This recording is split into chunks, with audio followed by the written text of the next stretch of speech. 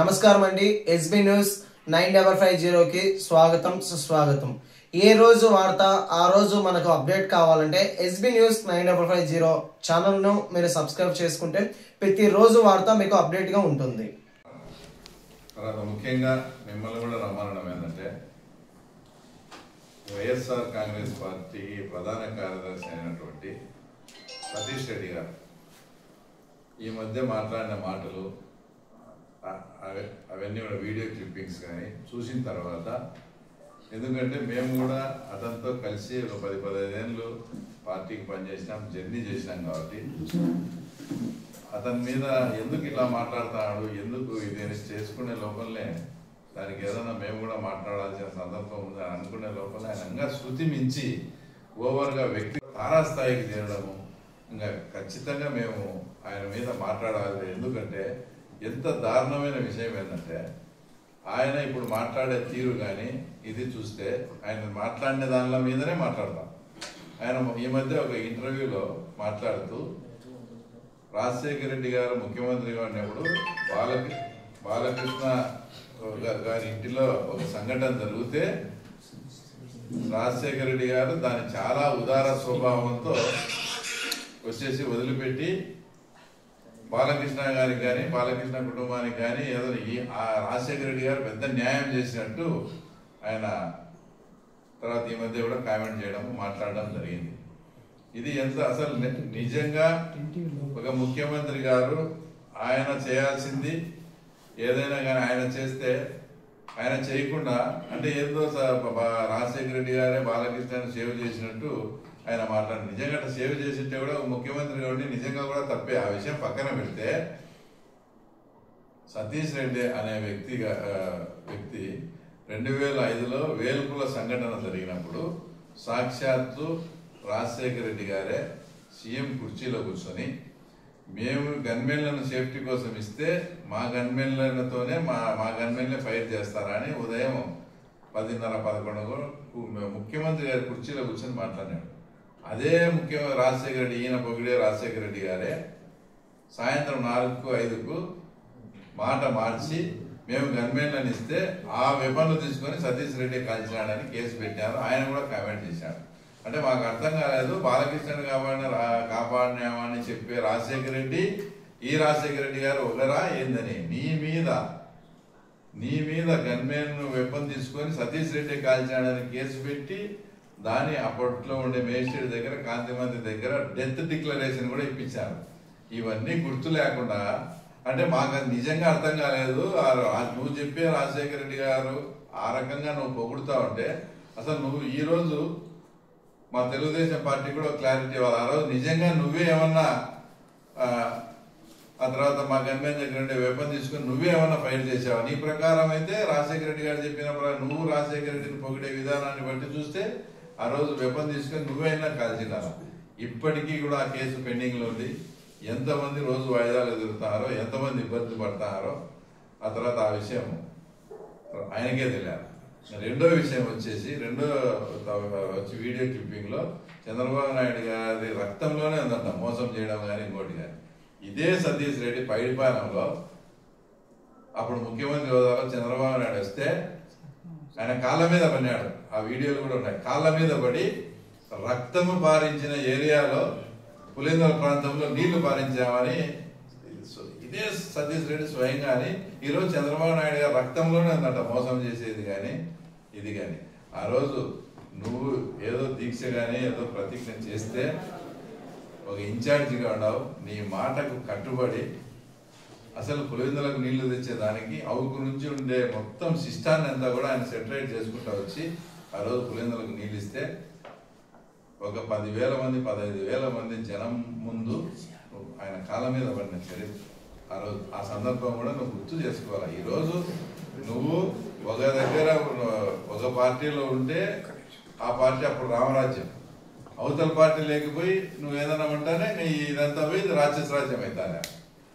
ఇంకో సంఘటన వచ్చేసి పులివెందుల్లో ఆయన మాట్లాడిన మాటలే చెప్తాను.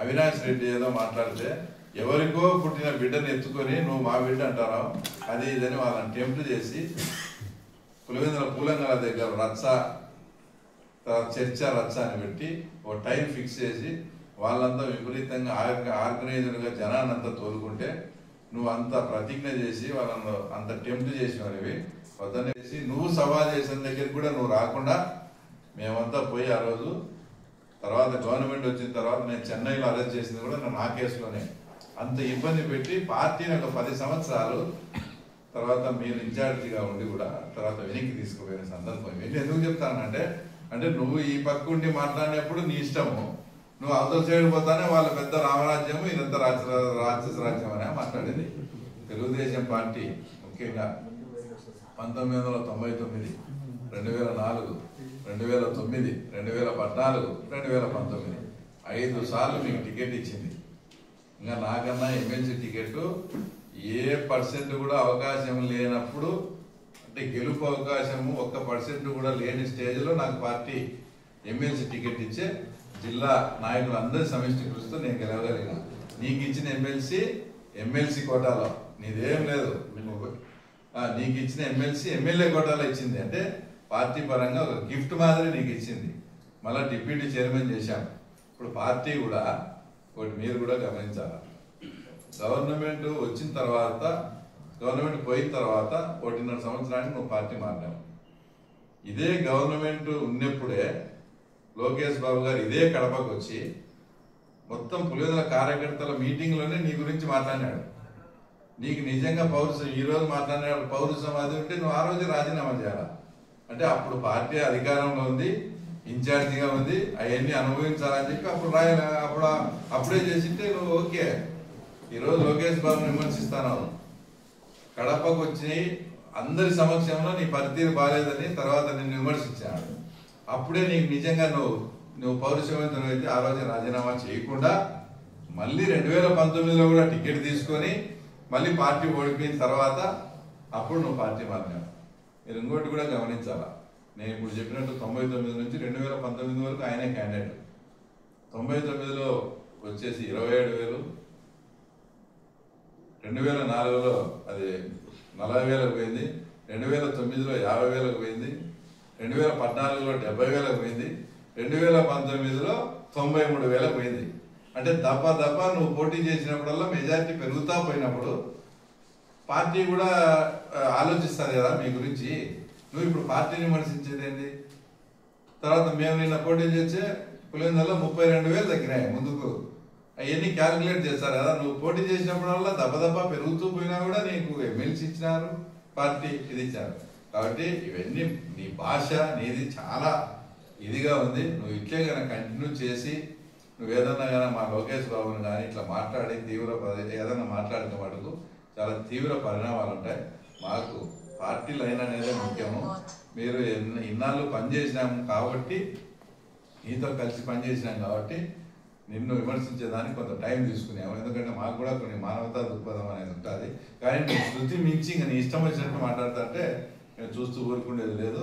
ఈ నుంచి లోకేష్ బాబు మీద కానీ చంద్రబాబు నాయుడు మీద కానీ నువ్వు పార్టీ మారినావు, మాకు అభ్యంతరం లేదు, అది నీ ఇష్టం. జగన్ దగ్గర పోయినావు, జగన్ ప్రాపకం పొందాలంటే భజన చేసుకో, మాకు అభ్యంతరం లేదు.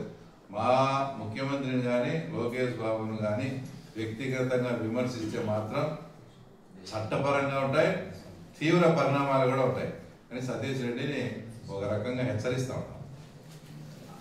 వేములం పార్థసారథి రెడ్డి మధ్య చాలా కామెంట్ చేస్తా ఉన్నారు, దానికి సంబంధించి పార్థసారథి రెడ్డి గారు కామెంట్స్ చేసినారని ఈ మధ్య కూడా నేను కూడా వీడియోలో చూసినాను. తెలుగుదేశం పార్టీ అనేది చాలా క్రమశిక్షణ కలిగిన పార్టీ. మాకు పార్టీ నిర్ణయం, పార్టీ లైనే మాకు సుప్రీం. ఆయన వ్యక్తిగతంగా ఏం మాట్లాడుకున్నాడో మాకు సంబంధం లేదు, మాకు ఎలాంటి దాంతో కూడా ఇది లేదు. ఏదైనా అంతిమంగా ఇప్పుడు అంతకుముందు ఇందాక చెప్పినట్టు సతీష్ రెడ్డి గారు ఉన్నప్పుడు కూడా మేము పార్టీకి ఏదైనా డెవలప్మెంట్కే పనిచేసినాం. ఆయన పోయిన తర్వాత పార్టీ నాయకత్వ బాధ్యత నాకు ఇస్తే అంతే క్రమశిక్షణ గల నిబద్ధతతో మేము మాట్లాడుతున్నాము. ఏదో ఉందని ఏదంటే అది మాట్లాడి అది పార్టీకి ఇబ్బంది కలిగించే మా మాటలు ఏదన్నా చేసినా పార్టీ ఏదన్నా దానికి తగ్గట్టు తగు నిర్ణయం తీసుకునే కూడా నేను వాటిలో జోక్యం చేసుకుని నేను అధిష్టాన నిర్ణయాన్ని నేను తప్పకుండా కూడా గౌరవిస్తాను. దాంట్లో ఎలాంటి లేదు. పార్టీనే మాకు సుప్రీం. మేము ఎప్పుడు పార్టీ లైన్లో పోతాం.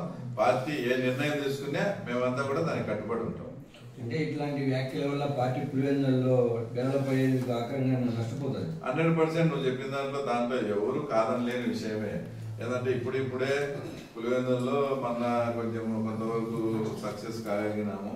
తర్వాత నీటి సంఘాల election, next panchayat elections, municipal ఎలక్షన్లు వస్తున్నాయి కాబట్టి రకరకాల స్ట్రాటజీలు ఉపయోగించి ఏ రకంగా వాళ్ళు కుప్పంలో అయితే ఆ రోజు కుప్పం మున్సిపాలిటీ కొట్టి తర్వాత సైకలాజికల్గా మైండ్ గేమ్ అన్నారో ఆ రకంగా పులివెందులను కూడా మున్సిపాలిటీని నేను కూడా ఓసారన్న తెలుగుదేశం పార్టీ జెండా ఎగరవేయాలనే తీవ్ర ప్రయత్నంలో ఇట్లాంటి సంఘటనలు ఇట్లాంటి కొన్ని అపశృతి మాదిరి 100% ఇవి వస్తాంటాయి. నువ్వు అన్నట్టు డ్యామేజ్ కానీ దాన్ని కూడా మేము కంట్రోల్ చేసుకుంటాం.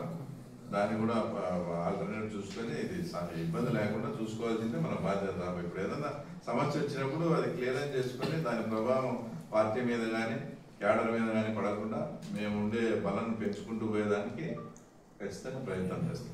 ఇప్పటికే మిగిలిన అరెస్ట్ అయినాడు కదా, నెక్స్ట్ జగన్ పేరు కూడా ఉందని చెప్తున్నారు. 100% ఉంటుంది దాంట్లో డౌటే లేదు. అవన్నీ కూడా అధ్యక్షుడు ఇంకా సోదరులు రవీంద్రనాథ్ రెడ్డి గారు మాట్లాడినట్టు